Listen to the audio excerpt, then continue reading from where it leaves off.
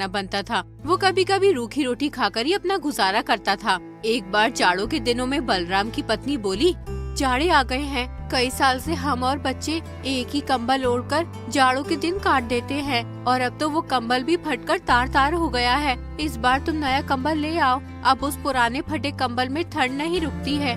बच्चों को ठंड से कांपते हुए देखकर रोना आता है। बच्चों को देखकर मुझे भी रोना आता है। मैं एक बदनसीब बाप हूँ जो घर में एक कंबल भी नहीं ला सकता।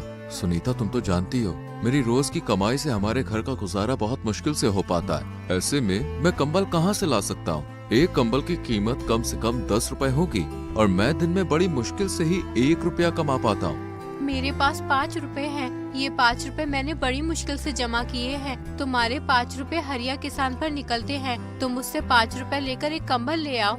बलराम हरिया के घर अपने 5 रुपए लेने पहुंच जाता है। हरिया अपने घर के बाहर दरवाजे पर बैठा हुआ होता है। बलराम को अपने घर आता देखकर हरिया उससे कहता है, अरे बलराम भाई, आज मेरे घर कैसे आना हुआ? सब खैरियत तो है ना?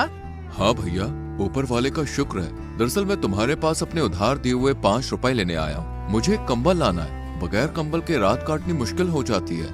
बलराम भाई, तुम्हारा दुख मैं समझ सकता हूँ, लेकिन मेरी परिस्थिति भी कुछ सही नहीं है। इस समय घर में 1 पैसा भी मौजूद नहीं है। तुम अपने 5 रुपए फिर कभी ले जाना।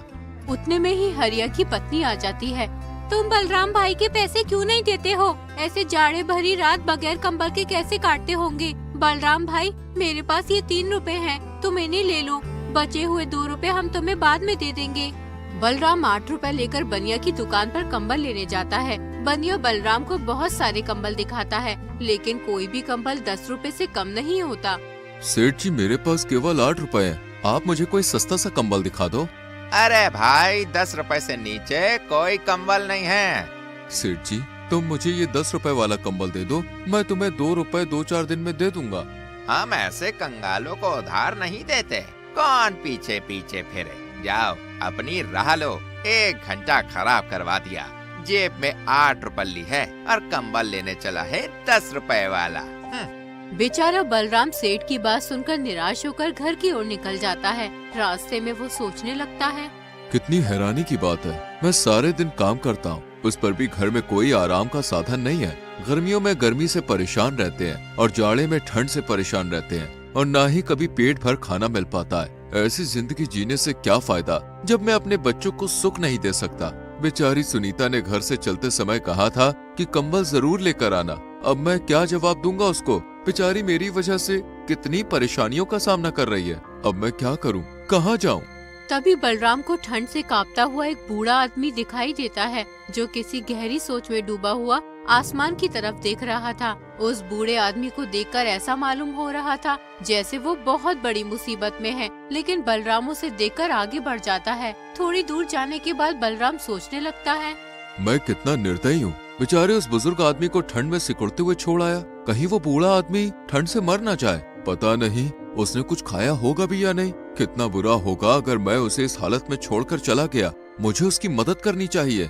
फिर बलराम वापस उस बूढ़े आदमी के पास गया। उस आदमी को ठंड से कांपता हुआ देखकर बलराम को उस पर तरस आ गया। फिर वो उस आदमी से बोला, बाबा, आप इतनी ठंड में यहाँ क्यों बैठे हैं? क्या आपको कोई मदद चाहिए? बेटा, मदद तो मुझे चाहिए, लेकिन तुम मेरी क्या मदद करोगे? तुम्हारे कपड़े तो खुद तुम्हारी कहानी बता रहे हैं। बाबा, मेरे बस का हुआ तो मैं आपकी मदद जरूर करूंगा। ज्यादा ना सही तो थोड़ी बहुत तो कर ही दूंगा।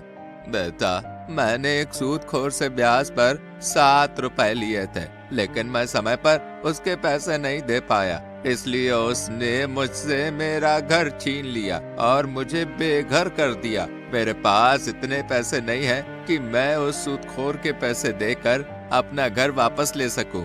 ना ही मुझसे अब कोई काम होता है जो उसके पैसे कमा कर दे सकूं। बाबा, आपके बच्चे नहीं हैं? बेटा, मेरे 2 लड़के हैं। मैंने उन्हें दिन रात मजदूरी करके पढ़ाया था। जब उनकी नौकरी लग गई तो वो मुझे छोड़कर शहर चले गए। वहाँ जाकर उन्होंने अपना घर बसा लिया और मुझे भूल गए। एक दिन आए थे दोनों भाई, मुझसे मिलने नहीं बल्कि मेरी जमीन बेचने। बड़ा बेटा कह रहा था कि पिताजी, मुझे शहर में बिजनेस शुरू करना है, इसलिए मुझे पैसों की बहुत जरूरत पड़ रही है, और छोटे बेटे को भी एक फैक्ट्री खोलनी थी। इसलिए दोनों भाइयों ने मेरी सारी जमीन बेचकर आधे आधे पैसे लेकर शहर चले गए और फिर कभी वापस नहीं आए। ये कहते कहते वो बूढ़ा आदमी रोने लगा। बलराम ने किसी तरह उन्हें चुप कराया। बाबा, मेरी पत्नी मेरा इंतजार कर रही होगी। मैंने आज उससे वादा किया था कि आज मैं कंबल लेकर आऊंगा, लेकिन मैं उसके लिए कंबल तो ना ला सका। इसलिए अब तुम एक काम करो, ये पैसे तुम ले लो। इन पैसों की मुझसे ज्यादा तुम्हें जरूरत है। हमारे पास कंबल ना सही घर तो है, तुम्हारे पास तो वो भी नहीं है। अगर तुम और ज्यादा देर घर से बाहर रहे तो तुम्हारी हालत बिगड़ सकती है। इसलिए ये पैसे तुम उस सूदखोर को दे देना और उससे अपना घर वापस ले लेना। फिर वो आदमी बलराम से 7 रुपए ले लेता है और बलराम से कहता है, बेटा, तुम सच में बहुत नेक और अच्छे इंसान हो। आज जब तुम खुद अपनी परेशानियों में डूबे हुए थे, तब भी तुमने बिना किसी स्वार्थ के मेरी मदद की। ये वो गुण है जो किसी सच्चे इंसान में होता है। ईश्वर तुमसे हमेशा खुश रहे। तुम्हें इसका कोई अच्छा फल जरूर मिलेगा। मैं दुआ करता हूँ कि तुम्हारी जिंदगी में कभी कोई कमी ना आए और तुम्हें हर खुशी मिले। ईश्वर हर पिता को ऐसी नेक और समझदार औलाद दे जो किसी के काम आ सके। तुम जैसी औलाद किसी भी बाप के लिए बड़े ही गर्व की बात होती है। वो बुजुर्ग आदमी बलराम को बहुत दुआ देता है और फिर वहाँ से चला जाता है। बलराम को उस बुजुर्ग आदमी की मदद करके आज बहुत खुशी मिल रही थी, लेकिन दूसरी ओर उसे दुख भी था क्योंकि वो अपनी पत्नी के लिए कंबल नहीं ला सका। लेकिन उसे इस बात की तसल्ली भी थी कि उसने खुद की गरीबी के बावजूद एक नेकी का काम किया है। ये सोचते सोचते बलराम भी अपने घर चला जाता है।